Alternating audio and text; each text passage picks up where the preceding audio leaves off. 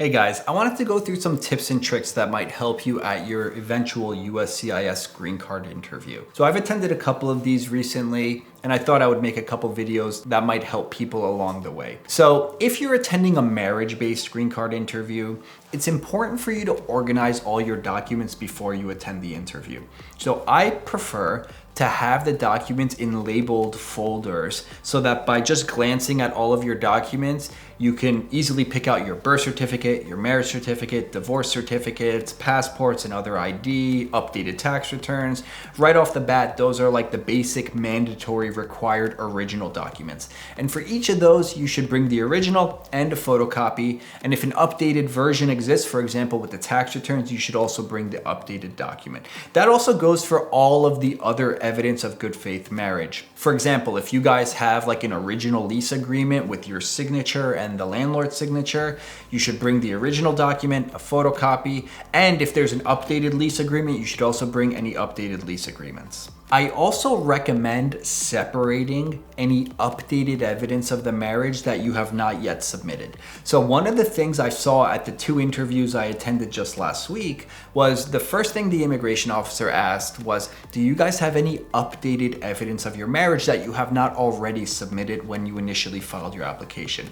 And we were ready to go. We handed up a folder of updated stuff, and in one case, the client had organized everything with labeled folders. The officer seemed to appreciate that. In the other case, it was just all in a big folder, like a thick stack of documents, and the immigration officer didn't really seem to care. She just flipped through them and labeled them with sticky notes and then took them to another room and scanned them in. She didn't really know what some of the documents are, so we had to clarify, like, oh, that is a rental insurance agreement. And she was like, oh, okay. That one's a health insurance document. We had to clarify, but it wasn't a big deal either way. As I've mentioned in other videos, USCIS is now typically doing like a bifurcated interview. That means the interview is divided up into 2 sections. The first section is to decide whether the I-130 should be approved. And if that's for a marriage case, the main part of the interview, like 90% of the interview, is gonna see if you're in a good faith marriage to approve the I-130 petition.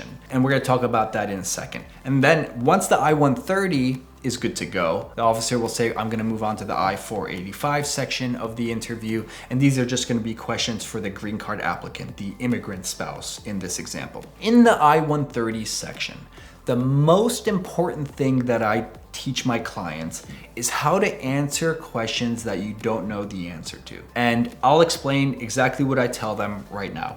So the first thing is, if you just don't know the answer to a question, the response I like to give is, I don't know because, and then a short explanation. If they ask you, how many brothers or sisters does your spouse have? You can say, I don't know because he has like 10 brothers or sisters and I've only met 2 of them. These are the names of the ones I do know. The rest of them are in the Dominican Republic and I hope to meet them one day. It doesn't matter really why you don't know, but just try to give a short explanation for why you don't know and try to make it sound reasonable. I mean, if it's a real marriage, you're not gonna know everything about each other, and you shouldn't freak out at the interview if you don't know the answer to a question. If you don't know, just say, I don't know because, and try to give a short, reasonable explanation why you don't know. And by the way, that explanation could be, I don't know because I'm really nervous and I don't remember because I'm freaking out right now. That's quite common at these interviews, and it's not gonna get your case denied by itself.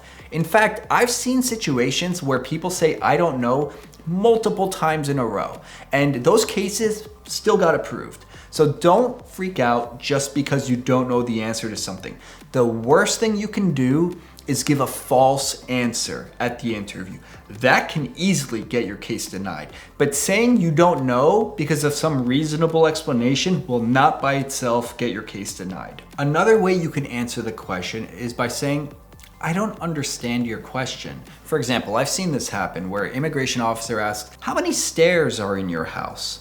What does that even mean? how many individual steps are there? How many staircases are there? If you don't understand the question, ask the immigration officer to clarify. And in this case, the immigration officer was asking how many staircases are there? And then the client responded, I don't know, because I only use the front staircase in my apartment building. So you can combine these, it's okay. You don't have to know the answer to everything, and don't panic if you don't know the answer.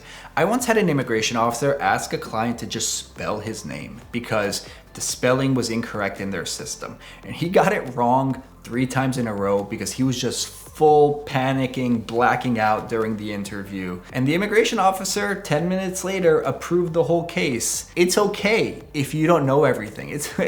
You should try to know reasonable things. I was recently preparing with a client and I asked the US citizen spouse a question. I think the question was, what day of the week does your husband take off from work? He was a barber, and like my barber takes off on Mondays because he works on the weekends and then he takes off on Mondays. So in my head, I was just thinking like, okay, she's probably gonna say he takes off on Mondays. And her response was, he takes off different days of the week. And that's an okay answer. Like, I have no reason to believe that's wrong. But the way she said it looked like she had the deer in headlights look. And I would have much preferred if she just said, I don't know, because I'm really nervous during this interview preparation. I got the sense from just asking that one question that this marriage might not be real. And the rest of our interview prep was much more hostile. And I brought it to her attention. I'm like, listen, the way you answered that question, I now have some doubts about whether this marriage is real, and this is why. And I explained it. And maybe I didn't take the right approach as their attorney and representative, but this was a confidential appointment in my office, like no one was listening. And I really wanted them to understand that if they don't know the answer to a question during the interview, they should just say they don't know and offer a short explanation. Because if she answers that exact question the way she answered in my office, I think there is a chance that the immigration officer would be really suspicious and flag the case for fraud. And if the case gets flagged for fraud, you're gonna get a second interview where they separate you guys and ask you guys like 100 to 300 identical questions. It'll take several hours, and they're looking for major differences in your answers. The initial interview is usually like a 15 to 30 minute conversation with the immigration officer. It's not overly hostile usually, but if they flag it for fraud, that's a nightmare scenario. All right, guys, that brings us to the end of today's video. I hope you got something out of this. If you need an attorney to assist you with the green card process or naturalization process, or you just have some questions and you want to run it by somebody who does this stuff all day long, you could always schedule a consultation directly with me. You could find my information in the video description below, and I'll see you guys next time for another video.